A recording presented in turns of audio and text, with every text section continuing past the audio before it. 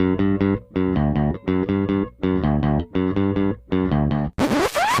there, this is Jay from Filmstrip dropping in to let you know you're about to hear a classic episode from our archives. Some of these shows were produced before we called the show Filmstrip Podcast, before we used popcorn ratings, had the standard intro song from Frozen Lake 121, or really even knew what we were doing recording and editing the show. However, there's a lot of fun in them, and we hope you enjoy.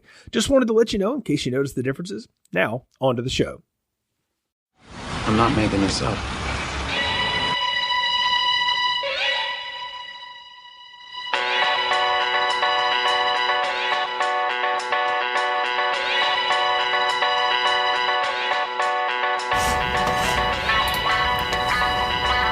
Welcome to Filmstrip and our review of the Bourne films. The Bourne Identity, The Bourne Supremacy, The Bourne Ultimatum, and 2012's The Bourne Legacy. Wait, all of them at the same time? You heard me. Our agents for this series are Nick. I'm gonna ask you some simple questions. You're gonna answer me honestly, or I swear to God I'm gonna kill you. And Jay. Oh, come on, folks. We caught a break here. Let's go. Please note that these files require a high level of listener clearance, and you will be privy to plot summaries and detailed discussions. Listener discretion is advised. Welcome to Filmstrip. I'm Jay.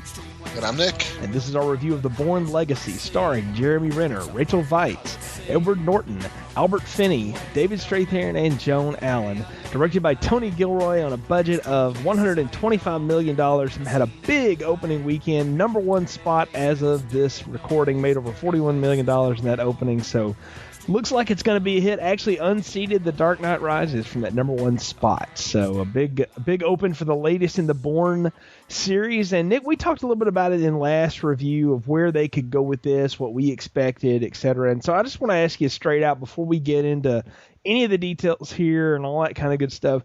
Did you like, in general, non-spoilery terms, the direction that they went with this thing? Kind of. I like the premise. I like what they were trying to do, but we'll get into it with the execution. I think that might be my problem, but the general direction I think they were trying to go in was probably the correct one for the series. I didn't know where they were going to go. I had no clue. I just hoped that it was good. I mean, I think we both thought, how are they going to carry this on without the Jason Bourne character? And I liked the whole idea that, there was never just one. I was okay with that until I watched this. And then I realized that once again, I had been fooled by the great makers of Hollywood trailers. I thought I was getting another Supremacy Ultimatum where the action was just jacked up. And I'm just going to tell you folks right now, spoiler warning ahead, because everything from here forward is going to be spoiler filled. All of the cool action in this movie, you see a piece of it in the trailer, and there ain't much of it. I would venture to say the bulk of action in the film, this film's 135 minutes long, and I'd say maybe 20 minutes of it is actual moving around. There's a lot of talking in this movie. A lot. Is it bad that when the best action scene takes half of it's with a wolf? Oh, man. And I thought I was watching The Grey again or something right there. I mean, or Legends of the Fall. I didn't know what the first 40 minutes of this movie, I have no idea what's happening in it. So it's just so weird. But I guess before we go any further, Nick, we go ahead and give it out. I already gave the spoiler warning. We're going to do the plot summary here, give away all the stuff, and then we can get into this thing. So let's dive right on in, shall we? Aaron Cross is a member of Operation Outcome, another one of the Department of Defense's Black Ops programs, but unlike Treadstone, where Jason Bourne was a part of, the members of Outcome are provided with green pills that enhance physical abilities and blue pills that enhance their mental faculties. Thank God they're color-coded. I know, I'd hate to get that backwards, right? Go down the wrong hole.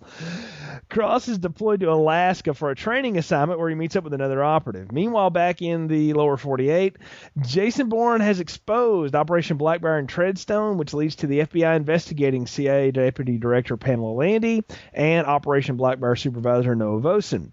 Learning of this, CIA Director Ezra Kramer, who is also under investigation, calls Eric Byer, this is Edward Norton's character, a retired United States Air Force colonel responsible for overseeing the CIA's clandestine operations, and Byer decides to eliminate all of the Outcome assets in the field. The cabin where Cross and the other agent are staying is destroyed by a drone, but Cross survives using a sniper rifle to destroy the drone. Realizing that his superiors have ordered his assassination, Cross removes a tracking device in his abdomen and forces a wolf that attacks him to swallow it, while a second drone is deployed to eliminate Cross, but bombs the wolf, and Bauer mistakenly assumes Cross has been terminated. Yeah, already, 2 paragraphs in. Bauer replaces the It's other... kind of like Total Recall with the rat. Oh, it's getting even worse. Bauer replaces the other outcomes assets, green and blue pills, with the yellow pills because just like Ziploc, yellow and blue make green, and this kills them in a matter of hours. He also captures one of Outcome's scientists and chemically brainwashes him into going off on his colleagues and killing several of them. And the only survivor is Dr. Marta Shearing, who escapes after her colleague commits suicide in order to avoid being questioned by security. Shearing is later attacked in her house by CIA agents ordered to kill her and is rescued by Cross, who convinces her to help him. Shearing reveals that Cross was genetically modified to retain the benefits of the green pills without the need of continuous consumption, a process they call viraling off, where virus is introduced into his body so that he can sort of permanently take on these Captain America characteristics. And Cross and Shearing decide to travel to Manila, where the pills are manufactured, and to get the viral strains so the blue pills are something he doesn't have to continue to take either. On the way there, Cross confides in Shearing that he is a man named Kenneth Kitsom, a U.S. Army soldier who was, quote, killed by a roadside bomb in the Iraq War. So unlike Jason Bourne, he knows who he is and volunteered for these plans. Meanwhile, Bauer learns that of their plans and deploys Larks 03, a super soldier that had both pills viraled off into his system and is brainwashed into becoming a remorseless killer, and he is sent to eliminate them. Cross, of course, weakened by the viraling off process, is unable to fend him off for a bit, and Bauer also learns that Landy is expected to face charges for assisting Bourne, while Volson may actually get off and is returned to duty. This is just like real Washington. While in Manila, Cross and Shearing arrive at the factory where the pills are produced, and Shearing virals Cross off the blue pills. Bauer contacts the factory supervisor and orders a lockdown, but Cross and Shearing are able to escape before Larks arrives, and they take shelter at a local apartment. The following day, Larks informs the local police of Cross's location while Shearing is away buying medicine. She's able to warn Cross, who's recovered from the process, and he escapes from the police and rescues Shearing before they steal a motorcycle and go on the run, pursued by Larks. After a chase through the streets and marketplace of Manila, Shearing actually kicks Larks off his motorcycle into a pillar, killing him upon contact, while Cross's damaged motorcycle swerves off the road and onto a river. Cross and Shearing are later rescued by a boatman, and they bribe him with a stolen golden watch into taking them to a ferry, and they escape to parts unknown. And that is the plot summary for the Bourne Legacy. So I teased it there a little bit, and we joked about it in the plot there, but this is pretty much like if Captain America went off and decided he needed better drugs. The 3 previous Bourne films were about a guy who, in the line of duty, lost his memory and then tried to recover his faculties, and once he did, he realized he didn't want to be that person anymore, and he moved on. And along the way, people kept trying to kill him, so he went after him. Aaron Cross's whole mission here, Nick, is to get better medicine. Yeah, how far did this fall to get to this point? This is so... reading it and watching are 2 different things. Reading it makes it sound just ridiculous. Watching it is incredibly boring, though. That's the problem. Yeah, I was just kind of wondering how many times did the screenwriter watch Limitless before writing this? Because isn't this kind of like the same plot, with the pill, and he needs to keep on taking the pill? Yeah, it's funny you mentioned that, because the director here is the screenwriter, and he's the same one from the last 3 movies. This is Tony Gilroy. I mean, he finally gets his shot, and this is what he does with it. This just feels like when they gave Blade Trinity to David Goyer, and they let him direct that. If you remember that train wreck of a film, I'm having flashbacks to that. Yeah, I don't really know even what to say. It's just even the character Larks 03, I was getting like a Terminator vibe off of this. It's like, who gave him that name, man? Come on. And that's basically what he is. He's the T-1000, you know. Yeah. Oh, yeah. It's and it's so obvious. Like all the things they're cribbing from here. I mean, Captain America, Terminator, a little bit of multiple Philip K. Dick stories. I mean, there's lots of stuff that's getting, ripped off and thrown into this, and it just feels like a real mixed bag of contrivances. I'll be honest with you. I had a hard time giving this film the gimmies you'd have to give it to go with it. And even like the ending of the movie too, it's just like the movie just stops. It doesn't even feel like there's a climax. And there's so many parts of this movie where it seems like, maybe like this movie would have been fine if it was like a half-hour episode on TV, like the Bourne Identity, Chronicles or something like this. This would be like an okay like half-hour show. But there's so much crap in here that doesn't even need to be in here. Like the whole like the Bourne connection, like they keep on throwing all this stuff with like Pamela Landry and Vosen might get off. It's like there's absolutely nothing to do with the story at all. They're just throwing it in there just to be like, yeah, remember this Better movie? Yeah, this is kind of happening at the same time. Well, you know what? Here's the thing. I've realized that they are now victims of their own successes. Like they came up with this idea of let's make the third film sort of happen the same time as the second film. And, there was that whole overlap, right? And they decided, well, we got to do that again. So this one coincides in some ways with the third one, but then they say the name Jason Bourne at least 400 times in this, and the only thing that ever appears of him is like a stock photo of Matt Damon from the Bourne Identity. Oh, and his name in the cabin. Yeah, that's right. Yeah, he carves his name in the cabin. I was having Shawshank Redemption, like Red was here too. I thought, what was he at summer camp in Alaska? This whole thing is. It's just flawed from the beginning. And let's talk about how this happened. Look, they tried to bring Matt Damon back, and he read the early versions of the script, and he didn't want any part of it. He had already had conflicts with Gilroy on Bourne Ultimatum, and he didn't want anything to do with this. So after he was off the project is when they began to retool it with this idea of, well, there could have been more of them. Maybe there was another program. And by itself, I kind of will go with that idea. Like, okay, there's multiple clandestine operations. But the fact that these guys were essentially Captain America Terminators, they're science experiments, they're gerbils. I hate that. I cannot go with that at all. Well, I just keep on finding it funny that there's always another program. It's like, okay, first it was Treadstone, and then it's Blackbriar, now it's Outcome. It's like, what's going to be the next one? It's just, I don't know. They keep on like adding all these layers on top of layers, and even like the Edward Norton character, what purpose did he serve at all in this movie? To have another stiff in a suit hunting down people from computer. But they don't even meet. Well, yeah, that's the thing. That's the funny thing. Watching Edward Norton's character in this, Nick, would be like me watching you play the PlayStation 3 or Google something or work off your Facebook page. It's about as interesting. And that's essentially my Facebook page is pretty interesting. So Such is true. But really, there was no point to him at all. It was he came in for like 2 days of shooting, made his $1.2 million, and they got a big name on their credits. That's all it was. Well, and Norton is known to do this. He'll do these parts, and I'm actually okay with him. I liked him, and I want to say this right now. I can't blame him. Yeah, I don't have any ill will toward any actor in this film. I think they all did good with what they had. My beef is with what they had, and I think what they had is just intrinsically flawed. It was a bad idea, and we've seen this before. Like they always try to change the series, and they keep the spirit but change the characters. And here's the most glaring example of that I can think of. Maybe you have a better one. Anybody remember the next Karate Kid when they tried to replace Ralph Macchio with Hilary Swank, the girl character? That film is so bad it's awesome. It's at least fun. This one is but then it had Miyagi walking in on her in a bathroom.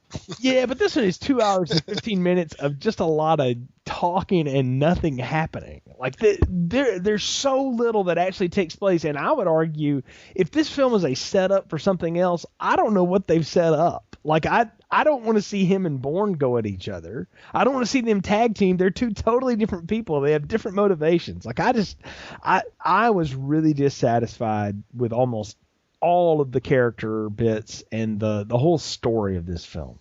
I was kind of half expecting Jason Bourne to be the boat captain at the end. Yeah, I mean, why not? Wasn't that like the Fast and the Furious one where they finally get Vin Diesel to ride up at the end in the garage or something, the one in Japan or whatever? I mean, even like Matt, I mean, come on. I mean, they couldn't afford a cameo for him. They couldn't have like, I don't think here's here's $3 million. He did Euro Trip. Okay, he did a cameo in Euro Trip. Hey, you know what? That movie's actually funny. I don't think he wanted anything to do with this. I really don't. He did a cameo in that one movie with Sean Connery, where he's going, "You're the dog now," or "You're the man now, dog." Was that Finding Forrester? That is, yes. But, yeah. But though, I'm going to tell you this. I don't think he was interested in this because, again, he had conflicts with Gilroy on Bourne Ultimatum, and I don't think he was pleased with where this was going. And I don't know what of the script they showed him survived to this film. I don't know of what's there.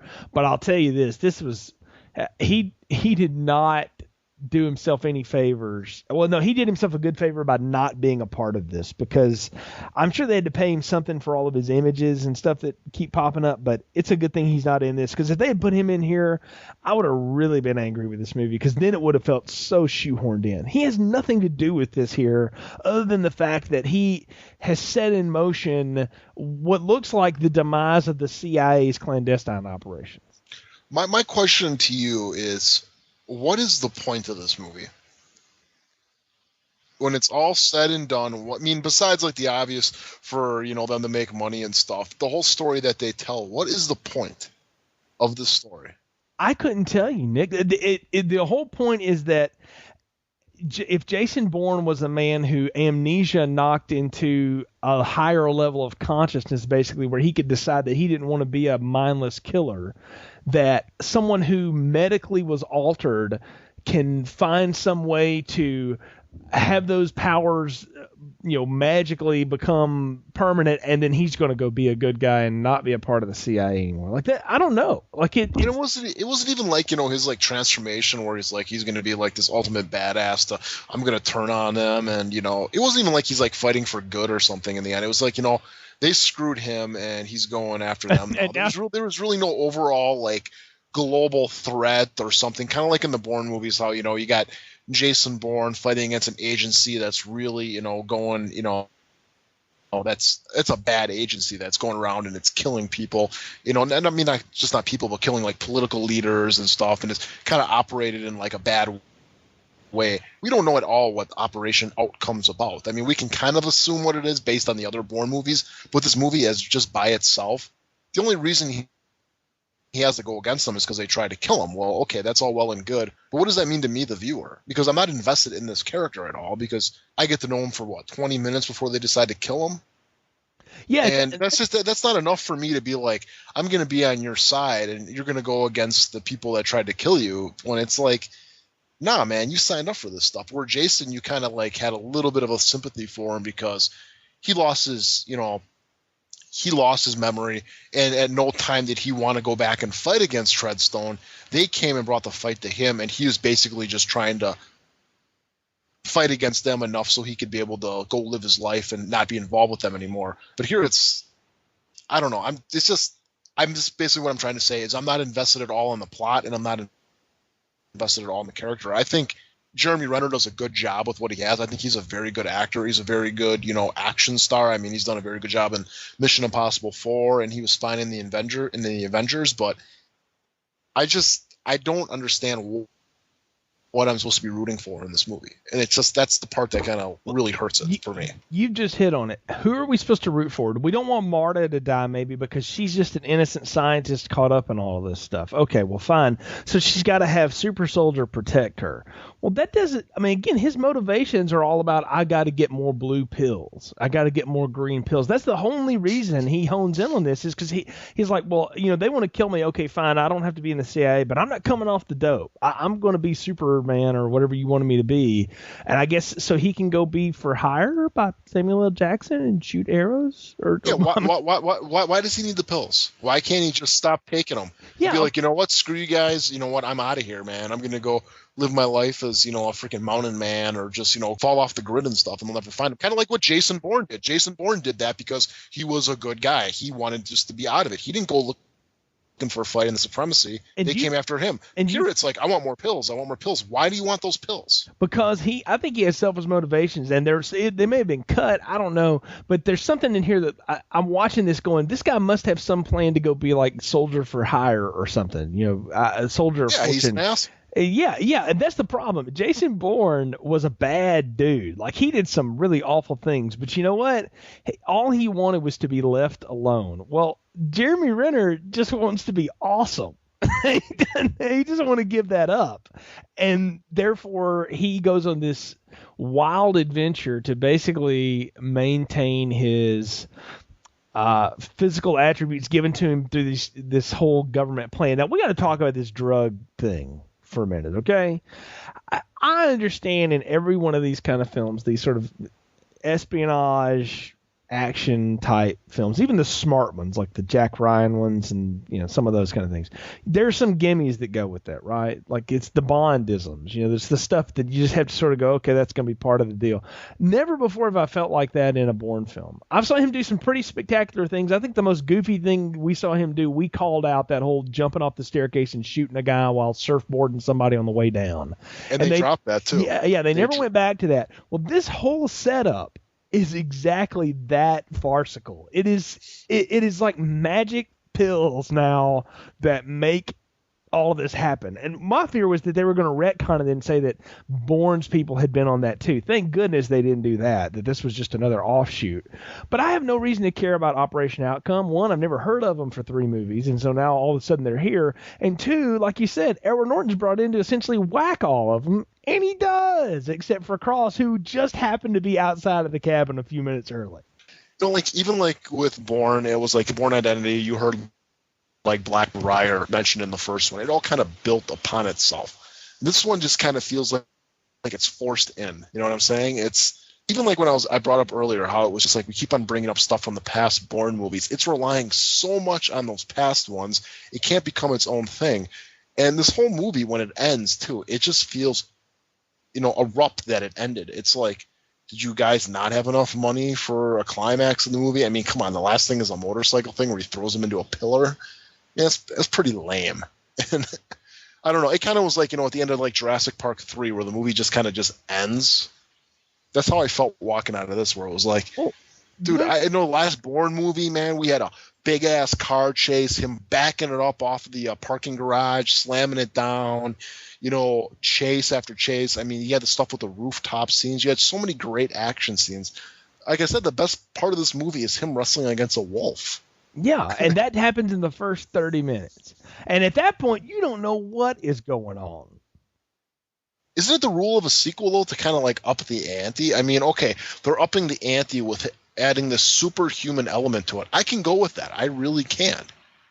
But up the ante in every other way. They don't up the ante at all with, who the bad guy is. I mean, okay, Edward Norton's the big bad here. But he's really not. I mean, I think the guy in the last movie, that Volson guy, is a hell of a lot more of a big bad than Norton is. And then even like the Larks 03, I mean, when you compare him to the other guys like the Professor or the other guy who went crashing through the window in the Bourne Identity, or Carl Urban in the second one, or any of the guys in the third one, it's like he is the weakest of them all too. I mean, it's just like, why? Because he has some kind of generic robotic name, he's going to be the biggest badass? I thought he was weak. Yo, all Rachel Weisz had to do was kick him into a pillar of stone, which now granted I wouldn't survive that either, and neither would anybody else normal, but that's all it takes to take the dude out. It's not like he's a super soldier, but yet he can still be killed the same old way like everybody else. And that sort of diminishes the whole return on this. Like, there's no reason to care about any of these people. And that's what I keep coming back to, Nick. I don't know. I know why I'm supposed to care about Jason Bourne. Like, they make that really clear. I have no idea why I'm supposed to care about any of this, because it just seems like I'm watching the CIA clean up its own mess, and then I'm watching the bureaucracy of Washington work, where somebody like Pam Landy is going to go on, suspension and trial, while Vosen, who is a total snake in the grass, gets away with it. Like, that to me feels like they're trying to make some statement about how they feel about Washington or politics or courts or whatever. And that's all real thin anyway. This movie doesn't know what its central thesis is. And for something that drags on for 135 minutes, that's a long time to not really know what in the world you're there for. Yeah, and even like, Rachel Weisz's character, what is the point of her character? I mean, the whole character she is just a scream. It's just a scream. To explain complicated biology to people. I don't know. I mean, that's the only thing I can understand. But you know what? I would have been fine with this guy is the new super soldier who they genetically engineered him. That's all I would have needed. You know what I'm saying? They have enough goodwill from the last three movies not to sit there and just make the whole plot about these stupid little freaking pills. And the whole reasoning behind, like we said, the whole reason behind him getting the pills, you don't sympathize with him at all. Like his mission to get these more pills is just kind of like, okay, yeah, get those pills. Good for you, man. There's nothing here you can grasp onto and really root for him with. And I don't know, it's just disappointing. It is disappointing. I think you've hit it. That's a good word for it. It's really disappointing to watch this sort of unfold and realize that it's never going to get any better. That it never comes to any sort of well, I can't say it doesn't come to some sort of conclusion, because it does come to one. It just ends. But there's no satisfaction with it. Like at the end of the other Bourne films, you felt at least satisfied with the way those movies worked out. I don't know. Did you? I mean, I did. I was always happy with the way that those ended. I felt like even a Supremacy that left us in a bit of a cliffhanger was at least fun with it. This movie just has to stop because they're like, well, we don't know where else to go and we're out of budget and this movie's too long anyway. Well, when you watch Identity, you're invested not just in the Jason Bourne character, but you're invested in the relationship that him and Maria had. I think we really we really brought that up a lot in our review of it.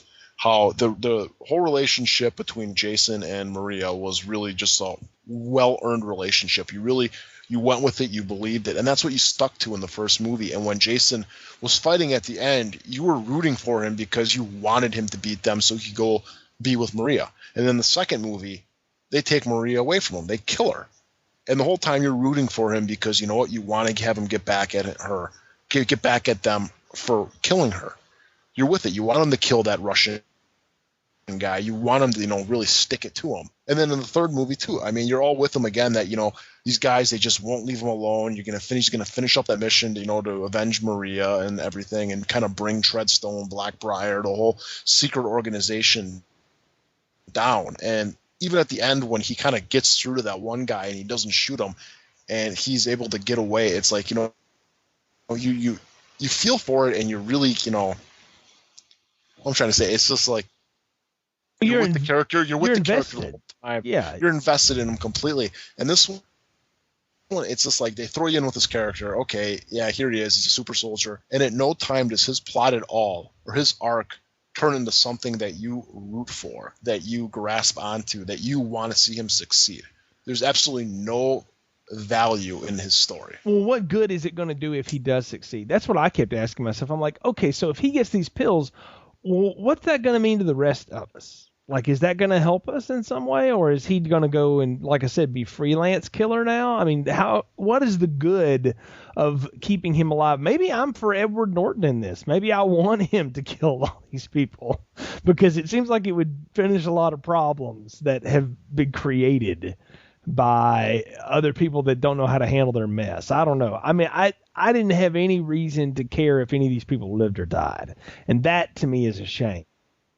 It stunk of just them quick making a movie just to make it. Well, that's the thing, though. They spent a long time on this. That's the hard part for me to swallow, is that I know how much time they spent on this. Well, look how much time they spent on Alien 3. I mean, just because they spend a lot of time doesn't mean they actually spend a lot of time on it. You know what I'm saying? Good point. It's not like there's a lot of, love and dedication put into this. They put a lot of time into it because they wanted Greengrass to come back, and he said no. Okay, forget you, man. We really just need Matt Damon. Okay, Matt Damon doesn't want to come back. Okay, what are we gonna do? That's where the time was spent. The time was spent trying to get the key players of the first three movies back, and when they couldn't get that, they quick rushed. And they casted Jeremy Renner, who is a good actor, but come on, let's be honest of why they chose him. and that is because of the Hurt Locker. And so they're like, well, who's going to be who's a good actor? Who action, gritty. Jeremy Renner, Hurt Locker, Oscar, Jeremy Renner. Let's get him. And Jeremy Renner's, he's sitting there, he's cashing his checks and going, fuck yeah, man. Yeah, well, look, I made the Hurt Locker, dude, and I'm a freaking millionaire now, dude. Everyone wants me. Well, look how much that dude struggled for years to finally get ahead and stuff. I mean, really, I remember when he was like bit players and little movies. He was in SWAT. He was the bad guy and stuff. I've seen him for years, and it wasn't until Hurt Locker that he became a commodity. And then what we were joking about it in the last podcast, Nick, this guy's in like every major summer film. The only thing he wasn't in was Prometheus. So, I mean, he's been in a lot of big blockbuster films in the last couple of years, but particularly this year. And this one was supposed to be his lead foot, his big time out. But the problem is the story's so weak and so thin that I don't care if I ever see this guy again. Like, as far as I'm concerned, him and Marta could sail off and chase the Jewel of the Nile. Yeah, and I agree. I think, if they're going to do another Bourne movie, they really need to get Greengrass and Damon back. I mean, I just think this movie just really thinks of like an Alien Resurrection, a Prometheus, these movies that's related to the main series, but just it doesn't bring over anything that made it great. Well, I don't know that it's as low as Prometheus, because I think we both called that movie out for just being bad, and it is. Okay, I'm going to have to see it again, but I'm fairly certain I'm going to be just as disappointed. This film, for a lot of the same reasons, though, bugs me, because I think there was something here. They just couldn't center in on any of it. That's the problem, Nick. Like, I think they had an idea here. If they want to branch off and do a different side trilogy to the Bourne idea or whatever, I would go with that. But you said something about Prometheus, though, too. I mean, they had an idea. Let's go back and let's talk about the space jockey thing like that. And Bourne's like, let's show it from another guy, another agent's perspective, and we're going to add this other element of him being, genetically modified. They both had really good ideas. It's just the whole execution. I mean, I think the director is fine in both the movies. I think the actors are fine in both the movies. It's just the material, the guy who wrote it. Well, be it that it was Gilroy that wrote it and directed it. I mean, yeah, okay, maybe it's like Mike Holmgren, man. It's just because you're a good coach doesn't make you a good GM. Just because you're a good director doesn't make you a good writer, okay? And it's just both those movies had really bad problems with the script. Yeah, and I think this one does too. Good premises, good ideas, but it just needed a couple more rewrites and maybe them to step back and kind of look at what they had and realize, what, this is really not gonna compare well to the previous movies. And maybe you've hit on it. Maybe they spent so much time trying to get back people that weren't going to be involved in the project that they missed out on opportunities to change some things. I don't know. I'm just guessing, but that would make sense. Is this the Halloween 3? Boy, that's hard to say, because that movie's so bad it's awesome, though. So I don't even know that it's bad. I kind of like that movie. It's not a good Halloween movie, but it's okay by itself. But that's another story for another day. This is very much more like that fourth Karate Kid that I mentioned earlier, the next Karate Kid. It just feels like it doesn't have any real... Yeah, but I think you're the only one that's ever seen that one. No, I know at least 3 other people on Earth that have. And that's all I'm going to say about that. But everybody's like, fourth Karate Kid, the one with Jaden Smith? No, not that one. That one's actually okay. The one with Hilary Swank. Go look it up. Before she won Oscar, she did that in Buffy the Vampire Slayer. So the movie, not the show. Is that the one with Clint Eastwood? No, that would be interesting. But yeah, I think this one may go down as that type of film, the one that it sticks out like a sore thumb because it is a sore thumb. It's just weird, and I don't want them to bring this back. Do you want to see them continue this at all? Like we've sort of just talked around the movie, and I don't think there's any way to walk through it because that plot summary is pretty detailed. But do you want to see the continued adventures of Aaron Cross? Because I'll tell you right now, I don't. If it would be kind of like, remember, you ever see Hostel 2? With getting carrot at the beginning where the guy's sitting down eating his cereal, then all of a sudden they find his head. I wouldn't mind it if all of a sudden they really kind of take this to where it should be, where it's like he's like this mercenary. This guy was really not good, and all of a sudden Jason Bourne shows up in the first 5 minutes and kills him.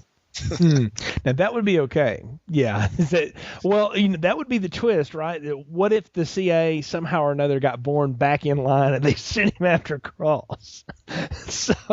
But then what do you do with Bourne? You know? Yeah, I mean, I'm just kind of joking when I say that, but I really think the series is dead, and that really kind of sucks because I really like this series. I mean, it's not a James Bond series where you can keep on having movie after movie after movie, but I really think that, for me, if I was in charge of this stuff, and God willing, I should be, but that they should just put a hold on this series for, I'd say 10 years. Maybe that sounds insane, sounds crazy, but just put the brakes on for a little bit, and then maybe do another movie with Jason Bourne being an older man, and write the script about Jason Bourne being an old man, and whether it's kind of like how I brought up in the Ultimatum show about how maybe he's has a wife and they kidnap his wife trying to get him back into it. Maybe Aaron Cross. They made that movie. It's called Taken. And it's much better, and I would recommend its sequel just based on its trailer too. I'm gonna say this right here. Here's the problem, and they didn't want to do this, but they should have. They should have just recast it. Jeremy Renner should just play Jason Bourne. I would have actually accepted that.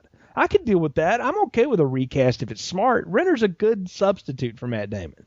I would go with that. This whole side operation bit, this is the part that just, it's like you said earlier, how many more other options, how many more other curtains do we have to pull back here? I like that whole shadow. And then there was another one. No, it's like, good grief. How many times do you go back to Crystal Lake, before the place just burns down? At least they got that right in the sixth Friday the 13th one. They figured out to change the name of the whole town.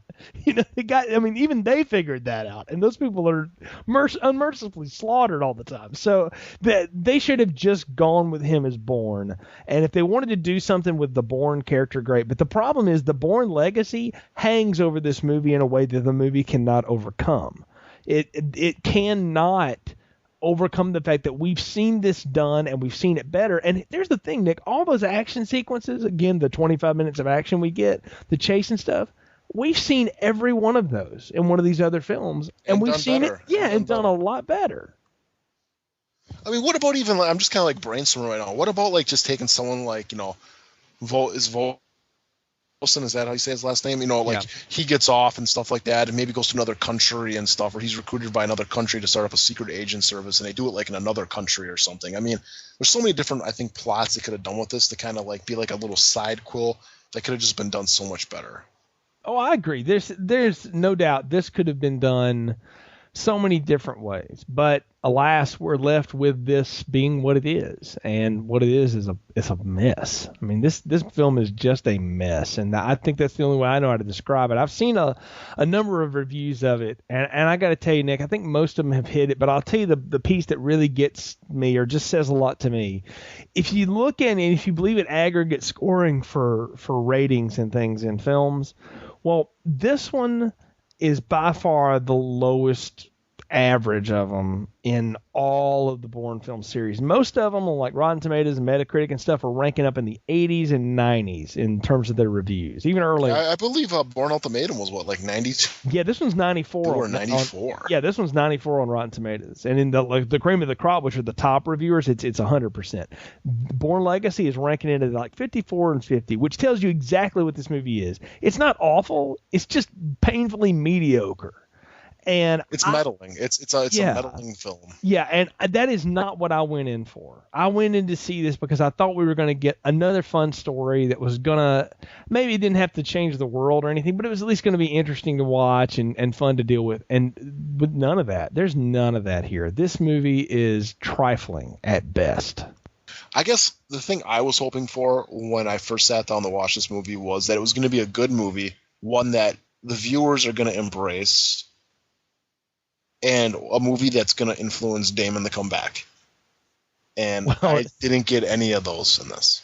I don't know why he would. Why? I mean, they would have to throw so much money at him, and I don't think he wants to do that. I just don't. I don't get this. I think if the movie would have been good, like really good, well scripted, and it was just like, it made what, $41 million or something. I think Bourne Ultimatum made like 60 on its opening weekend. I mean, it's not staggering Dark Knight Rises or Avengers numbers, but that's still pretty good for mid-August spy movie. But this movie, obviously made less than that, and it's not getting the critical acclaim that any of the original Bourne movies did.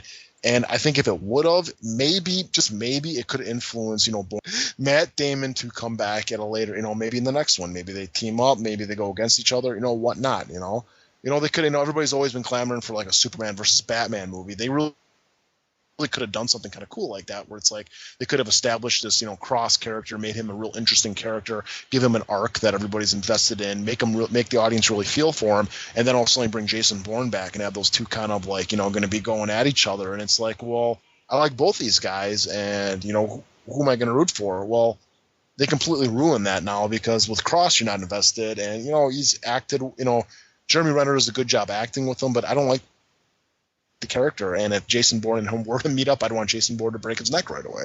Exactly. But that's not going to happen, because obviously this movie's not getting good reviews or not great reviews, and I really think the franchise is dead after this. Well, you may be right. I'll say this about where the franchise might go forward from here. There's no reason to carry forward with this guy's story. And I don't think there's anything left to do with Bourne the way they left him in this film, in his last film. He swam away and was done. There was nothing left for him to do, because remember what he said is that I know who I am. I don't want to be that person anymore. And he convinces, the baddest killer in the whole group not to shoot him. So he has closure. I don't think there's anywhere else for him to go. And I don't think there's anywhere at all for this Aaron Cross guy to go. He should, like I said, just sail off into the sunset with Rachel Weisz, and then that's it. I have no reason to care where this guy winds up, and I don't want to know anymore. I'm done with this series, and that's weird for me to say, because I didn't get in on this early. I mean, I would have never watched these if you had not brought it up for this retrospective, I'm afraid, and I would have missed out on 3 really good movies. But I got to tell you, this one, such a sink down that I don't want to know anymore. I'm kind of done with it at this point. I don't want to know any more of these stories. If they do anything with this again, they should reboot it or recast it and start with Bourne again. That would be interesting. Maybe put Bourne in another adventure. Those books, from what I understand, work kind of like Bond books anyway. So go back to that stuff. Maybe go and tell the story a little more close to that. Make it a period piece in the Cold War. I don't know, but don't do this. The super soldier drug mess is just ridiculous. It's better left for the Avengers. Very true. And I think that's a good point to stop here and do the most obvious thing we've done all night, which is give our final thoughts, recommendations, and popcorn ratings for the film. So what are yours, Nick, for The Bourne Legacy? Pretty much already said it. I think it's a good premise, disappointing execution. It's well acted, well directed, but in the end it just kind of fizzles out, and the movie only feels like 2/3 of a film, and anytime you say that, it's not going to be very good. I give the movie medium-sized popcorn. I can't go small because there was some aspects I liked in the movie. It's almost, I'm going to say, a medium popcorn of kernel corn. It's all right for a couple bites, but once you get kind of done with it, you're done. You don't want it anymore. So I agree with you on the medium popcorn bit. I think this movie is exactly medium popcorn and nothing more. It is just boring, and I don't have any reason to care about any of it beyond just the surface. If you're going to watch it in a theater, if for some reason you haven't seen it before you've listened to us sort of sit there and tear into it or whatever, folks, and you plan to go see it still, don't go for full price. I mean, hit this one up at the early time, because it's not worth the investment. And in fact, if I were to tell you to watch it, I'd say maybe rent it. And if you're a fan of the series, I'm afraid though you're going to be sorely disappointed in what you get, because I know I was, and that's sad to say, because there's something here, but they didn't get it right. So maybe they'll get it right in the future. I don't know, but I can tell you they didn't get it right this time. So medium popcorn for a mediocre medium film all the way. Well, thanks so much, folks, for joining us on this last installment of our Bourne series. We really appreciate your support. You can find more episodes in our archive section of our website, continuousplaypodcast.com/movies. And we've got some fun stuff coming up. We'll go ahead and tell you now. Nick and I are going to start a big series that is not going to be one that's continuous. It's going to be on and off. We're going to hit up and do things, but we have gone through the Stephen King film adaptations and have carefully selected 10 prime choices, maybe not the best ones, but the 10 we wanted to do first of the Stephen King lexicon, if you will. And we're going to start reviewing those throughout the end of this year and on into next year. And, well, I'm looking forward to that. That's going to be a fun one. Oh, definitely. And yeah, we carefully chosen them, and you got some good prime rib in there, but you can't have prime rib every day. Sometimes you gotta have a good Big Mac. So do we even have a Big Mac? I think we got some Crystal in there too. But I mean, it's there's some. Hey man, there's nothing wrong with spam, all right? Well, we're gonna see indeed in the near future. But of course, it's almost October, so one thing you're gonna be getting, folks. Brian and I are saddling back up. We're going to go meet our little leprechaun buddy, and this time we're going to space. And I understand this one is so bad it is purely great, so I'm looking forward to that. After sitting through the direct of those first 3 films, I really hope the 4th one's at least entertaining. And so we'll have that one, and we have some other surprises around the corner too. Never know what we'll come up with here on Film Strip. But until next time, from Nick, I'm Jay. Thanks for tuning in. Thank you for listening to Film Strip. All material discussed in this podcast is property of the respective owners, and any discussion of these materials is for entertainment purposes only. Film Strip is a movie review podcast produced by Continuous Play Podcast, copyright 2012.